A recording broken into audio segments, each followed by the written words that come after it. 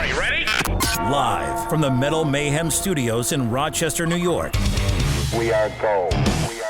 And heard around the world by metalheads just like you. This is Metal Mayhem ROC. Heavy metal music. Your weekly dose of metal music, interviews, album reviews, news, and more. Want to be part of the show? Send us a message through our website, metalmayhemroc.com, or hit us up on Facebook and Twitter. Search Metal Mayhem ROC. It's getting nice and heavy. Now, welcome our hosts, John the Vernomatic Verno and MetalForever Mark.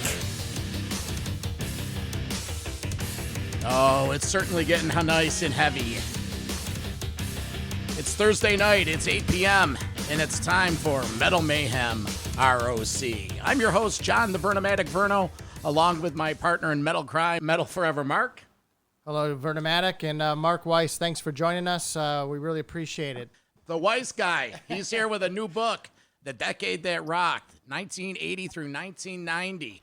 Mark is a 40-year veteran of rock and roll photography. He put together a rock and roll book chronicling some of the best pictures he's taken, that had thousands of stories, some of the album covers he's done, some of the best album covers in the history of rock and roll.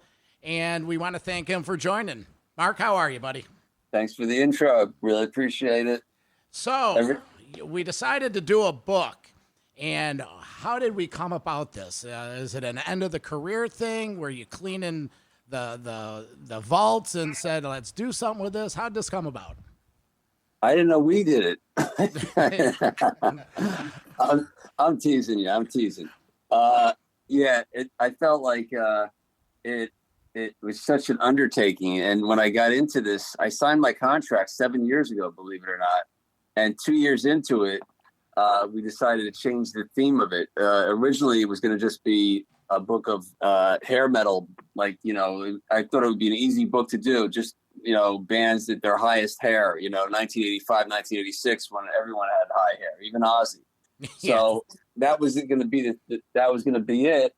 And then after a couple of years into it, I was like, do I really want this to be my first book? And then I said to myself, all right, I got a little taste of it. I know where we need to go. I think I'm going to dig into this. Let's make this a narrative.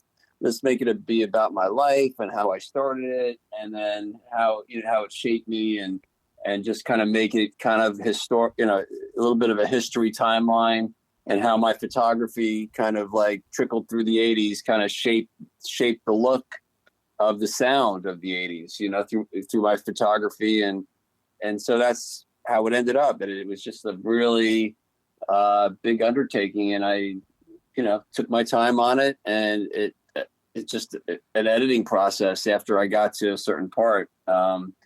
It was definitely a work in progress until we closed the chapter, about 7 months ago. And then we went into final edits, and we got it to almost 400 pages. And 6 pounds, 1 ounce, over 700 photos. And here we are. Well, doing research and reading the bio, the story is great, how you got the first camera. Explain how you did get into it and some of your early career adventures. Well, I got into photography. I got my first camera by being this 12-year-old kid, going around my neighborhood mowing lawns for $5. And one guy that usually cuts it didn't seem like he cut it for a few weeks. So I thought maybe his mower was broken, or it was just lazy or something. So I knocked on his door and I said, "Hey, it's Mark. I live down the street. I cut, neighbors, everyone's lawn in the area. It looks like you need a cut." And he goes, "No, I cut it myself." I said, "It doesn't really look that way." And he kind of snickered at me, and thought I was like a smart ass. And then he said, "Well, I'll tell you what, I'll give you this camera." And he came back with this 35 millimeter Bell & Howell camera. If you mow my lawn for the season. And I said, "Okay, well, I'll do that." At that time I had no interest in it. I just thought maybe I could hawk it at the pawn shop or something, make a few bucks. But then when I got it, it looked pretty cool. And I started looking into it, and then I started taking pictures, and that's how I got started in taking pictures. And this is before I was involved with music. I used to just take pictures of my dog and my brother riding his motorcycle and things like that. Wow, what year was this? Mid-'70s, early 70s? early 70s, like 73 or 4, something like that. I was 12. Okay. And then fast forward a year, I started getting into music. My brother took me to some concerts. He was a couple years older than me. And he had a garage band that he used to play down the street, and I used to go check it out. I used to buy the albums. I started getting familiar with albums, and he had a subscription to Circus Magazine. So, I was just the hand-me-down guy and kind of like took to all of it. And being the younger brother, wanted to be like my older brother, around him and his friends. Mm-hmm. So I kind of gravitated that over there. And then I just started going to concerts. And then one day, a friend of the family, we saw at a concert, Crosby, Stills, Nash & Young at the Roosevelt Stadium in Jersey City. And we just happened to bump into him, and he had this camera around him, and these 2 hot girls, and he started walking towards the front of the stage. And we just happened to bump into him out of these 50,000 people. And he told me he was going to the front of the stage to take some pictures. And I kind of watched him go into the crowd by the front. And then like a few weeks later, I went to their house and I saw these pictures, and I just thought it was pretty cool. He had the pictures hanging up in his room. He had a black light, it was an experience. And then I was like, hey, this is pretty cool. I like to do that. I got a camera. Caught the bug, the rock and roll bug. You're like, there's girls. That's fun here at the shows. Yeah, by the way, I cut a guy's grass one time. He had no money, and he gave me a Budweiser clock. And I still have it, but, I wish I got a camera. So you grew up in the New York or New Jersey area, and so a lot of shows up in New York. How'd you take the photography to the next level? I started going to a lot of the shows at the Garden, Peter Frampton, Jethro Tull, Boston, Aerosmith, Queen, and then and I used to take the pictures and develop them in my garage and bring them to school the next day. And a couple of the kids said, hey, they went to the show and they wanted to buy them from me. So I said, okay, cool. So then I started selling them out of my locker. And then I used to go into the city and sell them at the concerts. So when bands would play a couple nights in a row, I would go the first night, stay up all night, and then sell them for $1 a piece the next day on the train, at my school, and in front of the concert. And then in '77, when Kiss played, they were cracking down on all the boot sellers, on the bootleggers, and I was one of them. I was this 17-year-old kid selling my photos for $1 a piece, along with the shirt sellers, and I ended up in the paddy wagon and went to jail overnight. And then the next day I went to Circus Magazine. I just, picked up the magazine that we had in the house, and I looked at the address and said, let me show them my stuff. And, maybe I can do something with that. And it was just good timing. The secretary took a liking to me. She said, hang out. The art director's off deadline in a little bit, and, maybe they'll come out and talk to you. So that's what happened. And a few months later, I submitted a photo of Steven Tyler of Aerosmith, and it ended up being the centerfold.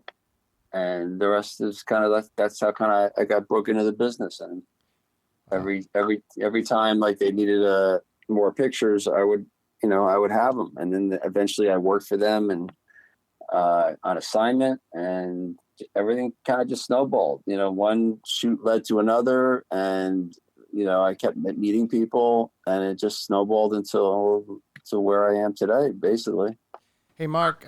So first of all, congratulations. The book is just awesome. Your publicist sent us a link, so we were able to kind of see the full book. It's definitely a must-have, and it was interesting because I'm trolling through pictures, and there's so many that you just recognize, whether they're from albums or from the magazines back in the day, or I think I even sent you an email saying the girl that had the Judas Priest sign up. I remember having a crush on her back when I was in high school and whatever. But you mentioned a whole other, before I go into some of that stuff though, you mentioned a whole bunch of other bands that I guess were not really rock or metal, but then as time progressed, it seems like you got way more into the metal stuff. Were you always like a metal fan or a rock fan, or did you just like all music and you just happened to kind of start shooting a lot more metal bands because they were around more that time? Can you talk just how you kind of got more into the metal side of things? Yeah, well, and I like Led Zeppelin, Aerosmith, Ted Nugent. I mean, I kind of liked hard rock, but also I used to hang out at Max's Kansas City and CBGB's in the late 70s. I was just, 18, 19, and you could be 18 and go into bars then. And I just used to like hanging out with all the little punk rock. I used to hang out with the punk rockers, and they were just cool looking. I just loved, the energy and the coolness of it. And so I kind of gravitated to that. I was into image, so that's where my interest were bands with image. And then when Van Halen came out, and Judas Priest and AC/DC, it's like more bands, and I kind of liked the groove of it. It was kind of very Aerosmithy, Zeppelin-y, and I just gravitated to that. And then I started getting assignments from cover bands that played Led Zeppelin, like this band called White Tiger, hired me to do a photo shoot with them. And I started hanging out with them a lot of girls around. So it turned into be like a scene, like a culture. And I just gravitated to it. I was perfect age to find my own, and like everyone else my age, we were all kind of looking for our own thing, and we kind of morphed into what it ended up being for, till today, really. I mean, there's kids that were my age back then, 17 now that love this kind of music, which is great. What I was always curious about, did you go on tour with the bands, or how did your work schedule go? Like, did your dispatchers say, all right, Weiss, you're following Aerosmith for 3 dates, and then you're picking up Boston, and then you're doing this or that? How does that logistics work out?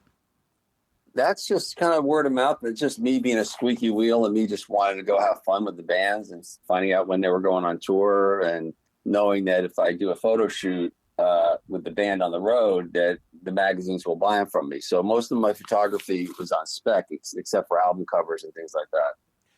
So I would just go from, going on the road with Motley Crue to Rad or Dokken or Cinderella or Ozzy. I would just bounce around from all tour to tour. So I would go out for, anywhere from a day in the area, because there's, I'm in the area where if by me I could shoot Philly, New York City, and then New Jersey. So there's like 3 or 4 shows of a band that I can hit while they're in my area, and I could stay in my house. But it was always fun going like to, any town USA and travel with the band, like go on the tour bus, go on the bunks and hang out. I mean, to me, that was like a vacation, get away from the office and just like be like one of the band guys and just hang out and party with them and take pictures. So that happened like throughout the 80s. That really never stopped. Have you ever shot in Rochester? You ever make it up here? Oh yeah, definitely. Where? Sure. Who'd you shoot in Rochester, and where?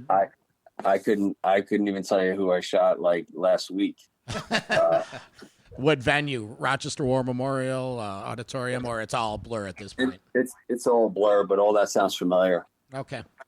Yeah, I mean, it was just like, it was just fun. We were like traveling gypsies, going into town, going in overnight and staying over sometimes, and then partying with the locals, and then leaving the next morning and getting to the next city.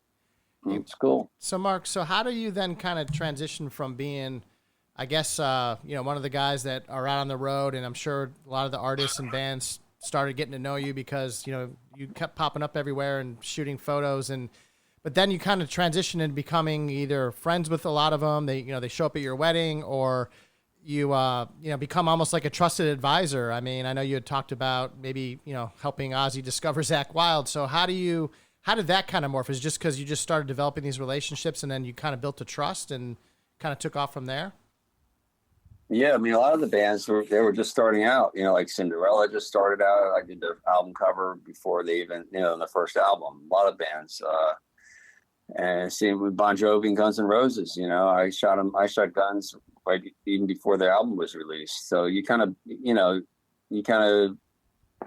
you're in their trust in the beginning. And I never took advantage of anything. I never took anything for granted. I always give everyone the respect, even if they were just starting out. They were talented, it's like if they can get someone can get a record deal, you got to give them credit, however they did it, music, business. It was a hard business, and I just kind of grew with them and became friends. I mean, it's just like, every time I did a new photo shoot, it's like I'd have 4 or 5 new friends that I end up with, till today, 40 years later. I always, keep my friends, through the decades, during ups and downs. That's part of that whole decade. Everyone was kind of tight. It was not really competitive. Yeah, there was a couple, they always had those band rivalries and stuff, but not a lot. Usually bands, had them open up for you, and then they would be the next big band, and then maybe the band that they opened up for, now they're on the headline, and then they give someone else a chance. We're talking with Mark Weiss, his new book, The Decade That Rocked, 1980 through 1990. Mark, when you were out there shooting all these bands and everything, what magazines were you contributing to? You had Cream, you had Circus, you had Hit Parader. Was there any overseas stuff you worked with, Kerrangs or? Yeah, I mean, I started with pretty much with Circus. Then I branched off into Faces magazine, which a friend of mine, Michael Kirk, we did a lot of. He started it, so we did a lot of different cover shoots for that. Also, I was doing things for We magazine, where I would shoot rock stars and naked women. So that was like every month we did a different rock band or a rock star. And, Hit Parader, Cream, all those magazines, Metal Edge, I would just submit. It was like, they were kind of like fanzines. So if I did a photo shoot with, Bon Jovi and shot them against 3 backgrounds, I would give 1 background to Hit Parader, 1 to Circus, and 1 to Faces, and, make money on all 3 of them. And then if they wanted pictures, they wanted more of a serious shoot where it's not just a background, then the bands would usually hire me, and they used some photography for merchandise and things like that. Let's talk some bands. How was it shooting Van Halen into 1981 Fair Warning time? Because that tour was, I personally think, like the pinnacle of what they were doing. It was that stage was fantastic. Were those your shots that were on my bedroom wall? Probably. I mean, they gave me a lot of access. I first shot Van Halen in 1979. It was one of my first assignments for Circus. And it's the first time I met Eddie backstage. Actually, there's a picture in the book, full page, of Eddie, smiling backstage at Convention Hall in Asbury Park. Mm-hmm. And then a couple of years later, I shot him, or a year later, I shot the Invasion tour. They were in the area, so I got a photo pass. And then I did some work for Us magazine, which gave me a lot of access to some mainstream, when a lot of the rock bands were going mainstream, so they wanted to be covered, and I was the photographer for Us magazine, so that gave me a lot of access. And that's kind of like the first time I got to really know Van Halen, because I spent a few days with them backstage. They wanted to show the world, that they were just a heavy metal rock band. They want to show them that they were the thing. So I basically followed them around, and I got to know them. And then the next tour, they hired me to do some shows, and then the next one. And then when Sammy joined the band, I was hired to do their tour book. So, it just keeps going. But yeah, the 81 tour was awesome. I mean, Jesus Christ, it was one of those bands that every night was a party. They had the whole thing going. They had, they gave out the backstage passes to the roadies, and they gave, Dave gave me a few. And if David ended up with one of those one of the girls, they'd throw you 100. I think there was like a bonus or something. I got to ask you something. Did they really have the grid at the front of the stage where it was like a 1 through 10 going left or right? Oh, yeah. It was, yeah. He would go down and say A8 and it was like bingo. Yeah, we had Greg Renoff on a couple weeks ago, the author of the Van Halen Rising and New Templeman, and the Van Halen the debauchery is legendary. What about people like Nikki Sixx? He seemed to be so hands on. Was there ever a time when you know, when you're shooting Motley Crue, and the vision that he had for that band was just astounding. Yeah, he like the gangster shoot that we did, you know, that was all him. He told me what he wanted for the Theater of Pain. You know, we did some straight photos around some different sets. He wanted it to be different.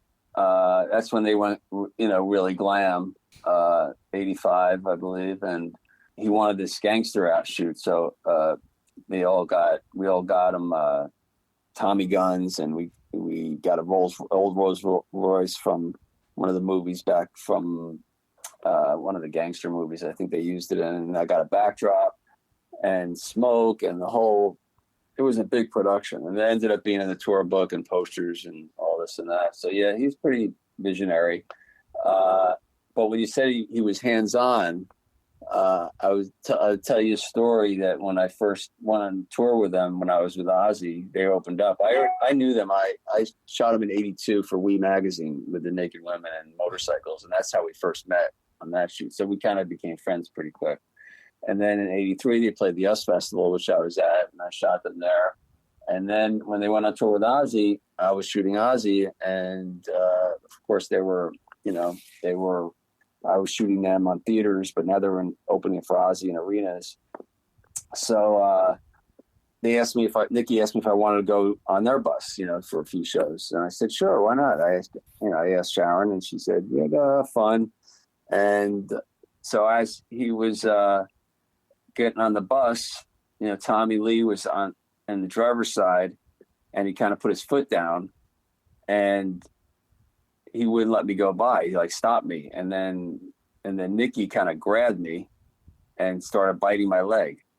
And he's like, draw blood. And I'm like, what do you mean draw blood? He goes, draw blood. And I didn't know what he was talking about. And so he wanted me to bite him back basically until he bled. So this went on for a while. And meanwhile, Tommy's drinking the Jack Daniels, and soon enough, they started pouring down the Jack down my throat, because I was in pain, you know. And then I got enough Jack in me where I had the balls to bite him back, and I did, and drew blood, and they let me in. Guess that's the Motley Crue rite of passage then. Blood Brothers. Well, yeah. So I wasn't the only victim. I hear that it was a ritual whenever they had a new visitor. I guess it's the way they show that they liked you.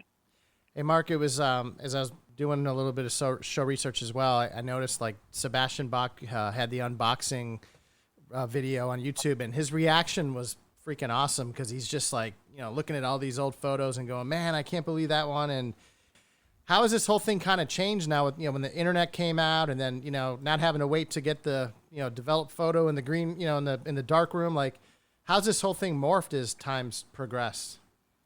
Yeah, well, you know, it definitely made it easier. You know, you don't have to go run to the store to buy film. I used to hate doing that. I used to hate dropping the film off and going through all that ritual, you know, especially when I was traveling. You'd have to go take the film out and not go through the detector, and sometimes you get in a fight with them because they said it's okay to go through. So it was a real pain. So that was good. You know, the thing with digital, you can just shoot so many photographs, and then you spend more time editing them than you do shooting them. But you know, you get the images at least, you know, and it doesn't cost anything.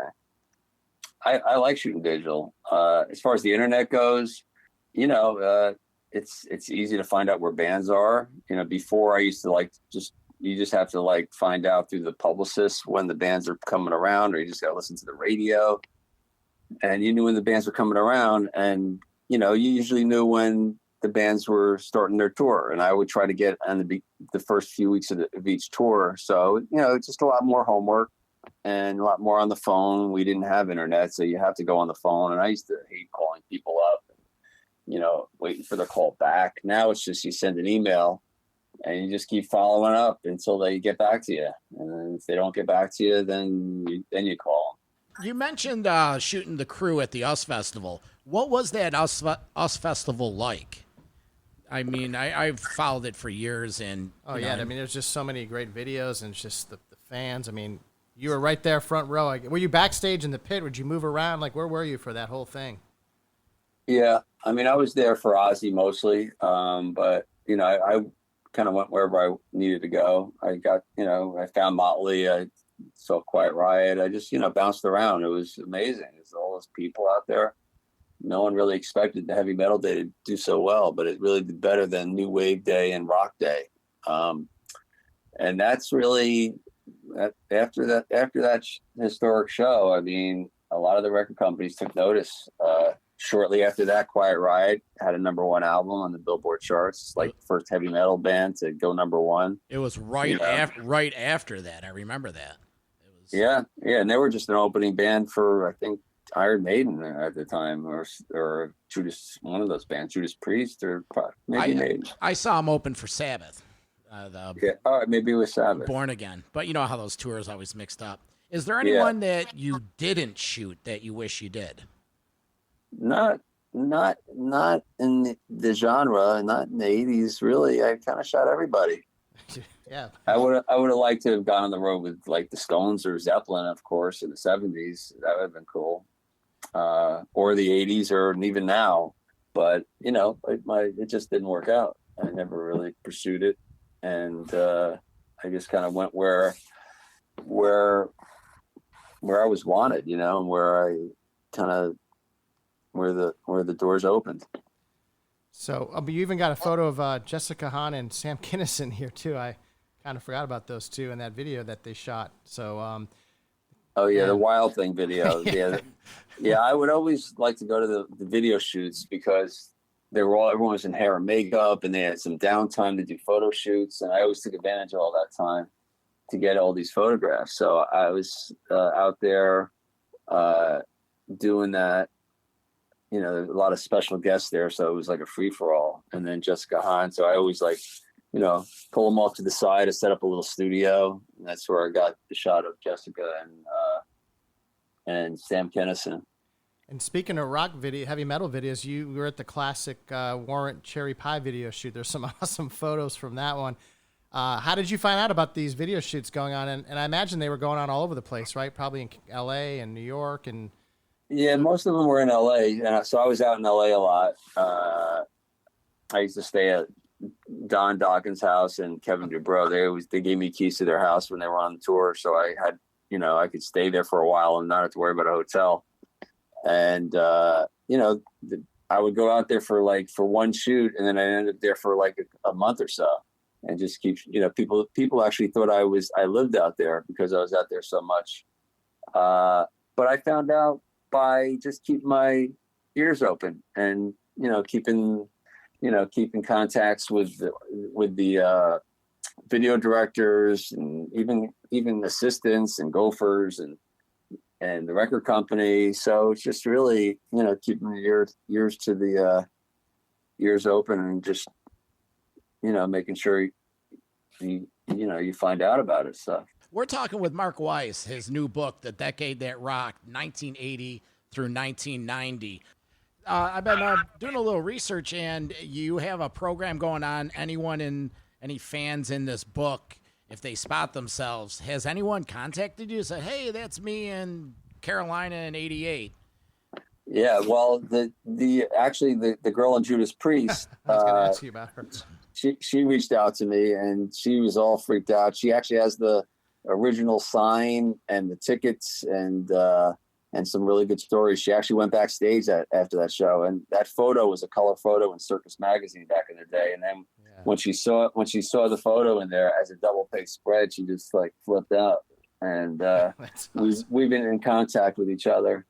And I'm gonna on my site now. I'm actually looking for the 3 girls that were at the Def Leppard concert in 1984, I think it was. And there's a picture of them. They're holding up panties, and it's on my site, thedecadethatrocked.com. So I'm trying to find one of those girls, and if they kind of locate me and they can prove that's them, I was going to give them a print from that show and the print with their girlfriends, and a T-shirt. So that's something I'm going to be doing more of. That's awesome. I guess now with Facebook and Twitter and everything, with social media, you could post all that stuff up. So that's pretty cool. Definitely. Any thought about doing a follow-up, but maybe a book from the 70s, because you shot a lot in the 70s? I don't think I'm going to do one on the 70s, but I think the next one's going to be, well, I want the next one to be one band, whether it's Bon Jovi or Guns N' Roses or Motley or Ozzy. And then because I was really wanted to tour and do a book tour, and because of the pandemic, obviously everything was shut down. I was going to like shadow a lot of the stadium tour, like Motley would be playing, and maybe I was trying to make arrangements with Live Nation where I could set something up the day before, do some promo, go on some radio stations, do some charity events, a book signing, and then shoot the show, and do that, and follow them around, then go out with Sammy Hagar or Whitesnake or whoever. There were so many tours going to happen this summer. I was going to get a Winnebago and just travel around the country. Yeah. So since that didn't happen, when it does happen, everyone's like a year from now, let's say, and that's if we're lucky. So that's what I want to do. But so I have like a year to come up with another book, and I want to do another book with one of the artists, and then I can do like a book tour and promote both of those books. So that's kind of like the plan. Where can people find this book? Well, Mark WeissGuy is on Twitter and my Instagram and my Facebook, Mark WeissGuy, WeissGuy, and thedecadethatrocked.com is really my brand. So I have a YouTube channel that has a bunch of stuff on it, interviews, talking about me, talking about the time, a lot of different people on it, have some of the reviews. And I have a merch shop where I have signed prints, a t-shirts, the book, selling the book, with postcards and, sign them, personalize them with a little message and note. So, thedecadethatrocked.com is definitely across the board. Plus, I have the decadethatrocked.com Instagram and Facebook as well. So basically, just search "Decade That Rock," and we'll have all this on our Facebook. We'll tag page. them out when we post the interview. All right, cool. Yeah. All right, well, we just want to get into the last segment on the Mount Rushmore, and we'll see what your thoughts are on some of your top shoots. Many have tried, most have failed, only a few survived. This is the Mount Rushmore of metal. We're here with Mark Weiss, WeissGuy, his new book, The Decade That Rocked, 1980 through 1990. So, Mark, your Rushmore top 4 artists that you shot? Well, the bands that I shot that I would say are on Mount Rushmore would be Guns N' Roses at CBGB's. I would say Bon Jovi when I did the Slippery When Wet, because that was such a that was like 4 or 5 shoots. That was just like a craziness, from the girl being, using the girl on the cover, then ended up being the plastic bag. And then the Stay Hungry shoot was pretty cool. That kind of gave me my big start. Wasn't with it doing like, album covers? I read somewhere that it was like a 22-hour shoot. Yeah, it was. I really beat those guys down for sure. Yeah, and we didn't get the shot until the very end, when Dee stuck around and kind of like just grabbed the bone and just started going crazy. And the story with the bone, some butcher brought it? No, I actually went down a week before to get this bone because Mark the Animal Mendoza came up with this idea to shoot the band in their persona, with makeup and then in street clothes. And we're going to have these rats in the room. And so I built this room and they were supposed to be in it together. They wanted like a bone, Stay Hungry. So I went out to the butcher down the street and got this I said, how much is that bone? He goes, you could have it, So I grabbed the bone and I just left it in there. It stunk. It was in the studio for like a week. Oh man. And then a couple of the guys in the band were like, kidding around and weren't really giving me it. And Dee was kind of like pretty calm. Like he didn't want to overshadow him. So he wasn't really giving me his most. And it's the first time I met these guys really, and at the shoot. We got a lot of cool shots, but we really didn't get the shot. We didn't know until later that we didn't get it. at the end, I just said, "Hey, D, you want to?" I actually asked everyone, "Anyone want to stick around and do some more individuals?" And everyone's like, "No, we're getting out of here. We're going." And then D's like, "I'll stick around." And it's almost like he wanted me to like ask him to stick around, because he really didn't give me this. I knew he had more in him, and I just met him, so I didn't really know what he had. But once I had him to myself, and I threw the bone at him, he started going crazy, and that was the last shot of the frame of 36 frames on the camera roll, and that was the shot we ended up using. And then that ended up being, it's like one of the most iconic metal CD covers of all time, right? And it was, like you said, the last one. It's crazy how that happened. Hey, Mark, I got another Mount Rushmore, and as I was going through this book, I'm seeing all these great photos of all these bands and artists, and then I'm like, well, the 80s was also the decade of all this backstage debauchery and heavy metal women and women in videos, and lo and behold, we get to the New York 82 pages, and here's all these photos with these women.